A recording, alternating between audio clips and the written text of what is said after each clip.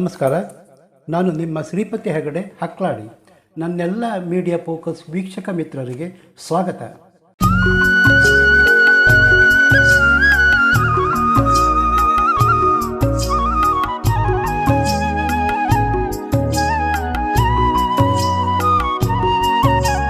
ಕನಸಿನ ಮೂಟೆ ಬಿಚ್ಚಿಟ್ಟಿದ್ದು ಹೌದು, ಆದರೆ ಕಟ್ಟಿದ ಕನಸು ಅಷ್ಟೇ ಬೇಗ ಗಂಟು ಮೂಟೆ ಕಟ್ಟಿ ಬಿಸಾಕಿದ್ದು ಇದೆ. ಇನ್ನೇನು ಶಂಕುಸ್ಥಾಪನೆ ಆಯ್ತಲ್ಲ, ಎಲ್ಲ ಅಂದುಕೊಂಡಂತೆ ಆಗುತ್ತೆ ಎನ್ನುವಷ್ಟರಲ್ಲಿ ಮತ್ತೆ ನಿರಾಸೆ. ಈ ಎಲ್ಲ ತೊಳಲಾಟಕ್ಕೊಂದು ಫುಲ್ ಸ್ಟಾಪ್ ಇಡುವ ದಿನ ಹತ್ತಿರ ಬರ್ತಾ ಇದೆ.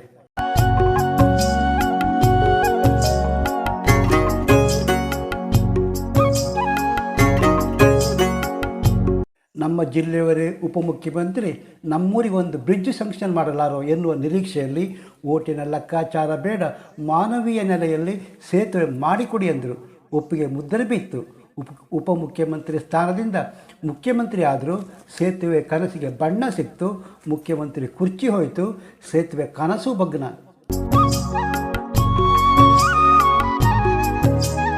ಸಂಸದರಾದ BS ಯಡಿಯೂರಪ್ಪ ಕೊನೆಗೆ ಕೊಟ್ಟ ಮಾತು ಉಳಿಸಿಕೊಂಡರು. ಭೂಸಾರಿಗೆ ಸಚಿವ ನಿತಿನ್ ಗಡ್ಕರಿ ಕರೆತಂದು ಸೇತುವೆಗೊಂದು ಶಿಲಾನ್ಯಾಸ ಮಾಡಿಸಿಯೇ ಬಿಟ್ಟರು. ಮತ್ತೆ ವಿಘ್ನ, ಕಣ್ಕಟ್ ನಾಟಕ ಅಂದ್ಕೊಂಡ್ರು ಜನ.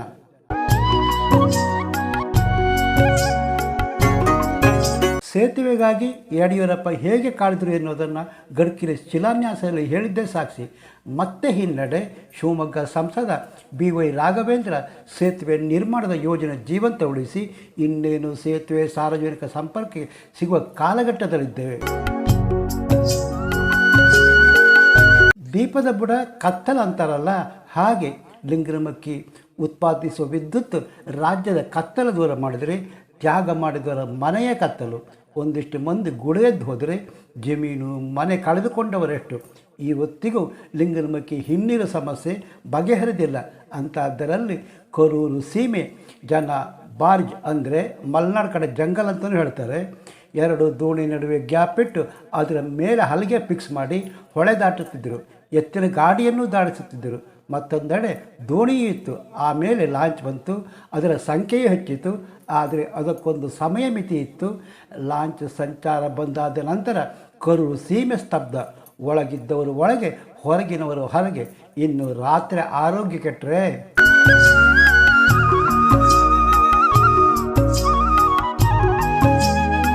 ಅದೇ ಕರೂರು ಸಂಚಾರ ಮುಕ್ತವಾಗಲಿದೆ. ದೇಶದ ಅತಿ ಉದ್ದದ 2ನೇ ಸಿಗಂದೂರು ಸೇತುವೆ ವಿಶೇಷ ಏನು, ಸಾಧಕ ಬಾಧಕ ಏನು ನೋಡಿಕೊಂಡು ಬರೋಣ ಬನ್ನಿ.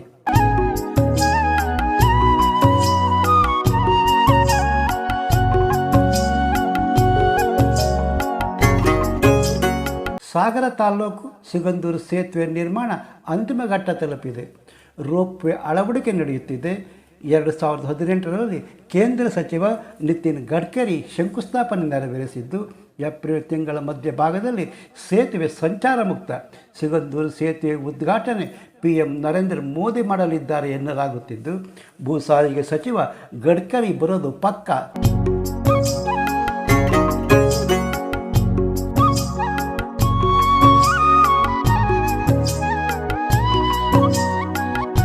ಸೇತುವೆ ಆರಂಭದಲ್ಲಿ ಲಘು ವಾಹನ ಸಂಚಾರಕ್ಕೆ ಮುಕ್ತವಾದರೆ ಡಿಸೆಂಬರ್ ತಿಂಗಳಲ್ಲಿ ಘನವಾಹನ ಸಂಚಾರ ಮುಕ್ತವಾಗಲಿದೆ ಎಂದು ಸಂಸದ BY ರಾಘವೇಂದ್ರ ಹೇಳಿದ್ದಾರೆ. ಕರೂರು ಸಂಚಾರ ಸಂಪರ್ಕ ಮುಕ್ತವಾಗಿ ಸಾರ್ವಜನಿಕ ಸಂಪರ್ಕಕ್ಕೂ ತೆರೆದುಕೊಳ್ಳಲಿದೆ. ಸಿಗಂದೂರು ಸೇತುವೆ 423.15 ಕೋಟಿ ವೆಚ್ಚದಲ್ಲಿ ನಿರ್ಮಾಣ ಆಗ್ತಿದೆ. ಹಿನ್ನೀರು ತಾಂತ್ರಿಕ ಸಮಸ್ಯೆ ಸವಾಲು ಸೇತುವೆ ನಿರ್ಮಾಣ ಹಿನ್ನಡೆಗೆ ಕಾರಣ. ದಿಲೀಪ್ ಬಿಲ್ಡ್ಕಾನ್ ಕಂಪನಿ ಸೇತುವೆ ನಿರ್ಮಿಸುತ್ತಿದೆ. ಸಿಗಂದೂರು ಸೇತುವೆ 2.125 ಮೀಟರ್ ಉದ್ದ ಇದ್ದು, ಸಂಚರಿಸುವ ವಾಹನಗಳ 70% ಭಾರ ಕೇಬಲ್ ಹೊರಲಿದೆ. ಹೀಗಾಗಿ ರೋಪ್ವೇ ನಿರ್ಮಾಣ ಯೋಜನೆಯ ಪ್ರಮುಖ ಭಾಗ. ರೋಪ್ವೇ ಅಳವಡಿಕೆಯಿಂದ ಸೇತುವೆ ಸಮತೋಲನ ಕಾಯ್ದುಕೊಳ್ಳುತ್ತದೆ. ಸೇತುವೆಗೆ ಒಟ್ಟು 24 ಕೇಬಲ್ ಅಳವಡಿಸಲಾಗಿದೆ.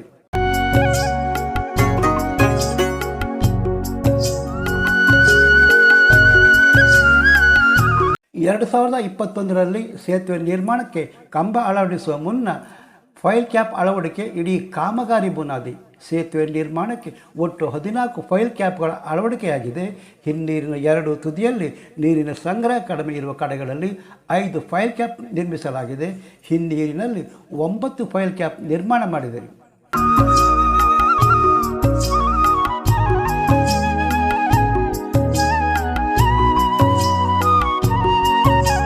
ಒಳ್ಳೆಯದಾಗಬೇಕು ಅಂತಾದರೆ ಅದರ ಜೊತೆ ಸಮಸ್ಯೆ ಇರುತ್ತೆ.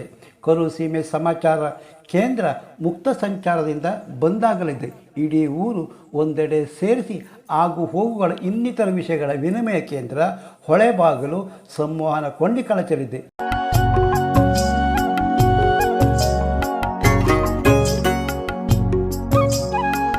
ಸಂಜೆ ನಂತರ ಸಂಚಾರ ಸಂಪರ್ಕವಿಲ್ಲದೆ ಕಳ್ಳಕಾಕರ ದರೋಡೆ ಭಯವಿಲ್ಲದೆ ನೆಮ್ಮದಿಯಾಗಿತ್ತು.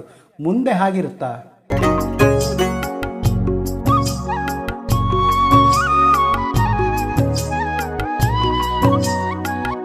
ಇನ್ನು ಸಂಚಾರ ಮುಕ್ತದಿಂದ ಸಂಕಷ್ಟ ಪರಿಹಾರ, ಕರಾವಳಿ ಇನ್ನಷ್ಟು ಹತ್ತಿರ, ರಾತ್ರಿ ಅನಾರೋಗ್ಯ ಇನ್ನಿತರ ಸಮಸ್ಯೆಗೆ ಮುಕ್ತಿ, ಹಾಗೆ ಭೂಮಿಯ ವ್ಯಾಲ್ಯೂ ಹೆಚ್ಚಲಿದೆ.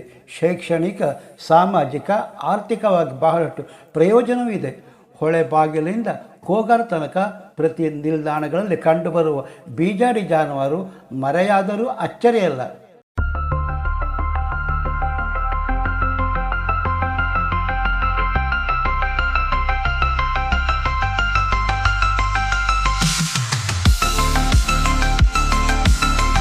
ಇದಿಷ್ಟು ಸಿಗಂದೂರು ಸೇತುವೆ ವಿಷಯ.